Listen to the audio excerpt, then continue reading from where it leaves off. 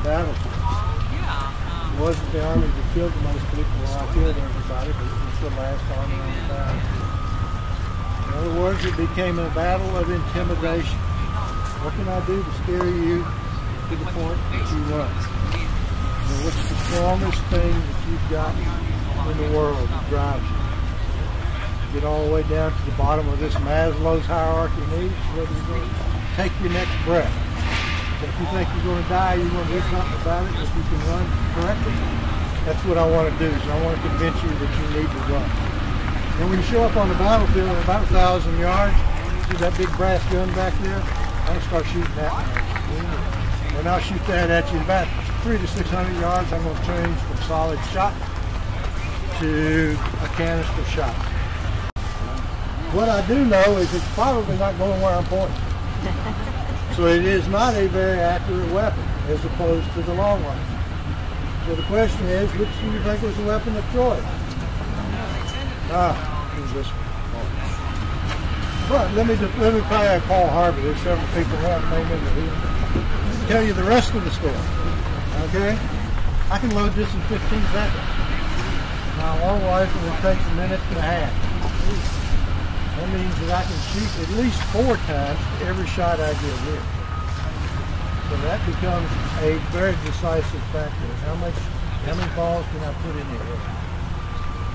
That's what I'm interested in, even though I'm not very accurate. So that became the weapon of choice. I load this by using a cartridge. My cartridge has the ball and the powder in it. And I drop it all down the barrel. You heard me, I drop it down the barrel. That's one of the reasons it's not very accurate. The ball is actually smaller than the barrel, and it can bounce around or move in the barrel as it's coming down. It might go left one time, right one time. It may actually rise the next time. And 120 yards is even going to drop 5 feet. So I'm going to be sort of shooting up in the air a little bit. And again, it's not very accurate. Both weapons are operated by having a piece of rock hitting a piece of metal, creating a spark, and ignite powder in the pan. It's not very reliable. Neither one of them are very reliable. So I've got this weapon. I don't know where it's going. You guys know on the other side that you only probably got 1 in 10% or 1 in 10 chance of getting hit. So you got a very good chance of being missed. So what am I going to do to make this an effective weapon?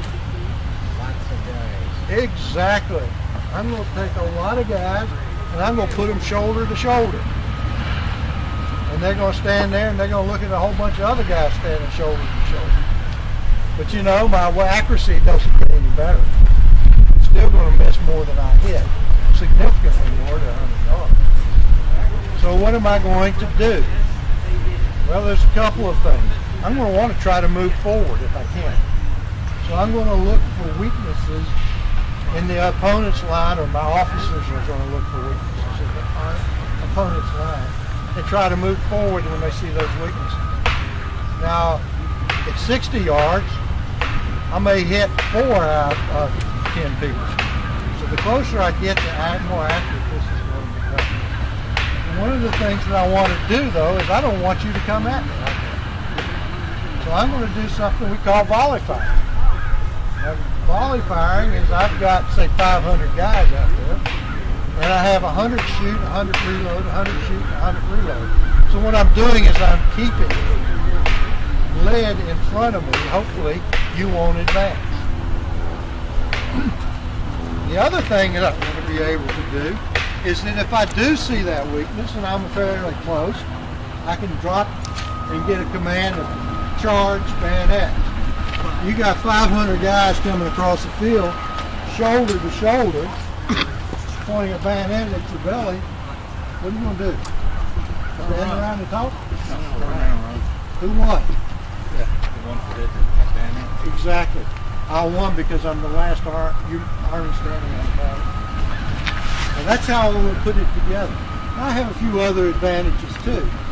One, after about 2 rounds, you're not even going to see who you're shooting at. There's going to be so much smoke and so much noise on the battlefield that you may not even be able to hear your commands. Do you know how you were giving commands up here?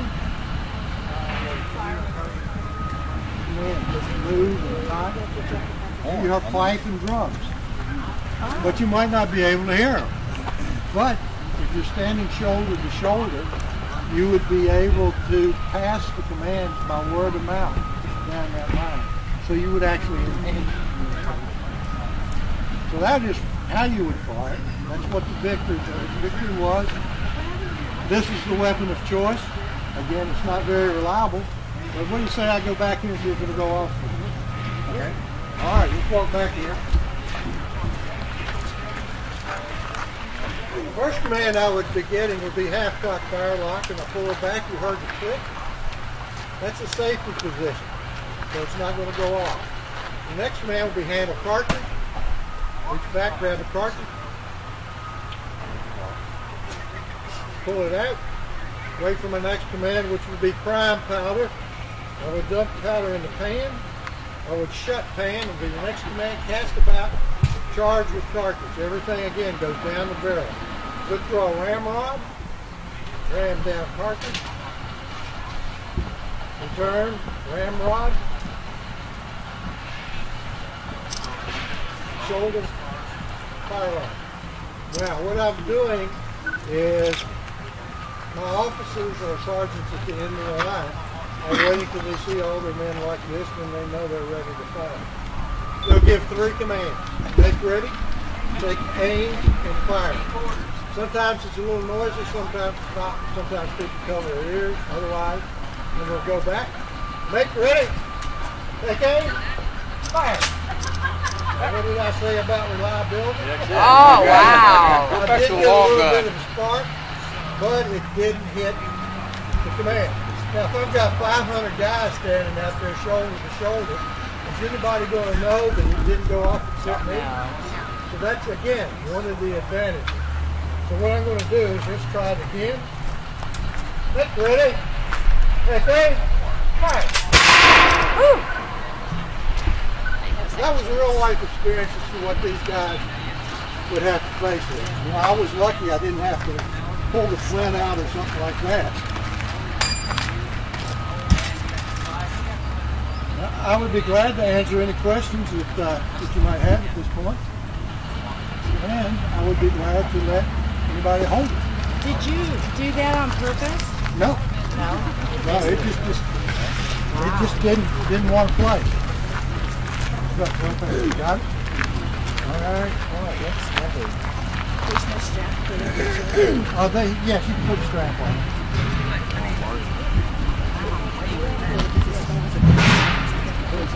The other way around. No, you're not. I'm sorry.